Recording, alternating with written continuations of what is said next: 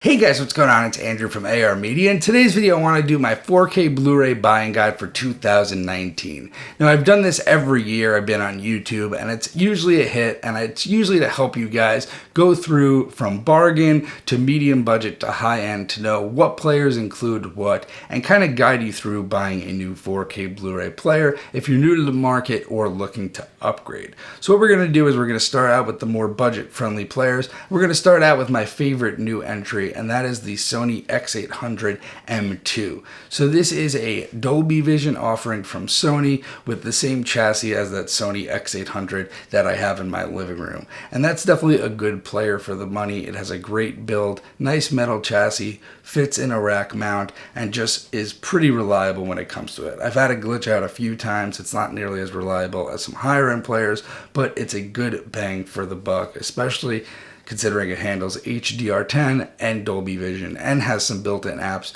for those who want to keep it a little bit more self-contained and keep your apps with your 4K Blu-ray player. So that's first on the list and definitely one of my most recommended for budget players. Next, we have the Sony X700. So this is very similar to the X800M2. It has Dolby Vision, it has HDR, but a lot more plasticky build, a lot lighter, a lot hollower feeling, not as nice of a remote. Definitely a cheaper offering for this player and something that I wouldn't really recommend if you're already spending the money. It's $199. I would recommend spending the extra $100 to get the more premium and newer player.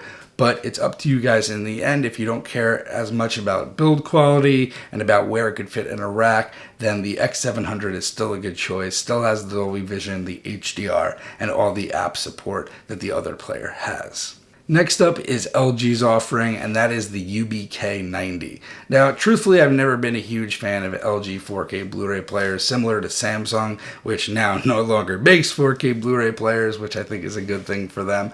But LG's offering this year, I think, is pretty decent if you're looking for a budget player. So this has Dolby Vision support. It's also a pretty decent build with built-in apps, and definitely LG's higher-end player compared to some of the things they came out with in the past couple years. They've been pumping out really cheap players, so this is at least a mid-price offering at $249. Definitely worth checking out, but I still recommend the Sony X800M2 over it. Next up, we have the player that's made my list every year, and it's probably still the best bang for your buck, and that's the Xbox One S or Xbox One X.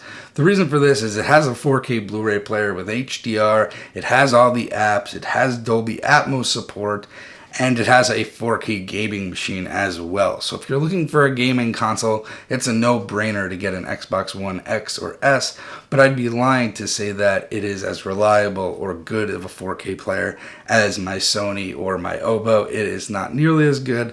Sometimes you have to wait for firmware updates for some discs to play correctly, but they've really smoothed that out over the years. It's definitely gotten better. And really, if you're looking for a gaming machine as well as a 4K player, you can't go wrong with this. You can find this as low as $199 during the holidays for the Xbox One S, and it's still a recommendation on my list. Next up is the Panasonic UB80, and this is when we get to the mid-range players. So this is a $499 price player, and it definitely, you get your bang for your buck with this. You get one of the best HDR engines in any 4K Blu-ray called the HCX processor, which stands for Hybrid Cinema Experience Processor from Panasonic, and this assures that it has precise chroma and HDR mapping, and really all the reviews show that. It shows that it has some of the best HDR mapping on the market. And what this also has that the other players don't have and the other players will have moving up is an onboard screen.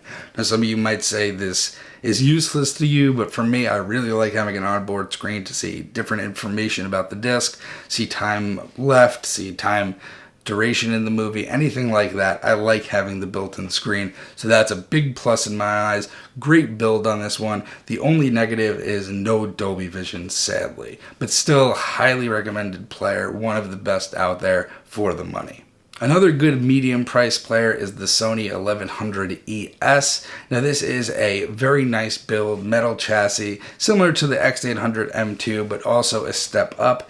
This also has the built-in screen, like I said, to see different information on the movie, a big plus in my eyes. This also has Dolby Vision and HDR support, so you get the best of both worlds, and this is definitely a good middle ground to hit if you don't want to spend too much money, but still want a good 4K player for the living room and home theater. I definitely think this is a great player. You get app support, so if you want to have all your apps on there with 4K, you can. And overall, nice remote, nice features, great build quality, a good deal for around $450. Next, we're going to move up to the higher end players, and we're going to start off with Panasonic's offering the UB9000. Now this is definitely the flagship model. This can adjust HDR according to your actual TV. You actually know what TV and how many nits it hits, and you can adjust your HDR on your player to hit that. It has that same HCX processor for the HDR engine, tons of inputs, tons of outputs, great build quality, pretty big player, nice metal chassis,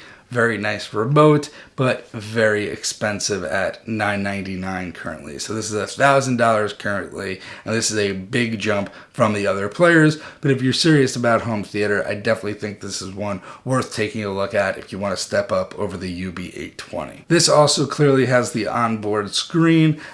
All the players mentioned above will have them. So next up on the list, we have the OPPO 203, and this is my favorite 4K Blu-ray player, but sadly OPPO discontinued this model and discontinued making 4K Blu-ray players, making this one shoot up in price to $2,000. Now this was $549 when I bought it, and for that it is a steal. This is an amazing 4K Blu-ray player with probably the best build quality I've seen, an amazing remote that self-illuminates when you lift it up.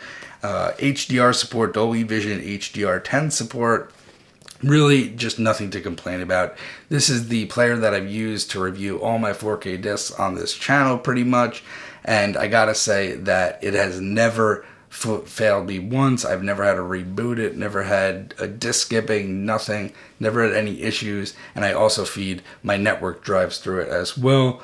Great 4K player. There's no apps on here, but I actually like that. I like keeping my apps self-contained from my 4K Blu-ray player. I don't like it all being bogged down in one system, but that's a preference thing. But sadly, this is $2,000 now on Amazon, so I don't think you're going to be buying this new, but if you do find a good deal on a used one, definitely pick it up. Worth the money for sure. Great 4K Blu-ray player. My most recommended if it was still for sale. And last on the list, we're going to have the Pioneer LX500. Now this is another great offering, and this is another very good deal for $800. Now $800 is also pretty steep, but this is a great 4K Blu-ray player, a very good build quality, and a pretty massive machine.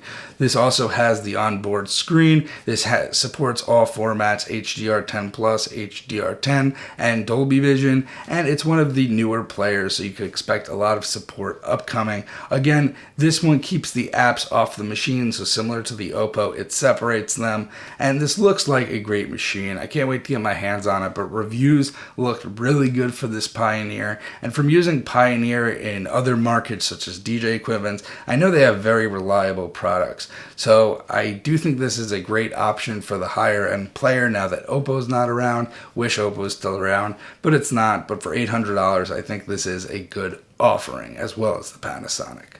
So anyway guys, this is my 4K Blu-ray buying guide for 2019. I try to hit on every price range. Clearly I can't cover every Blu-ray player in this one video, but this is just to help you when you're going out shopping in Best Buy or on Amazon to know what you're looking for, because there's a lot of terms thrown around with Dolby Vision, HDR10, HDR10+, and you got to know what you want, what you need, and what player has what. So I hope this video was helpful. I'm going to leave a link in the description for all the players. Using those links gives me a small kickback to review more of these players and 4K Blu-rays for you guys. So anyway, I hope you have a good day, and I'll see you in the next one.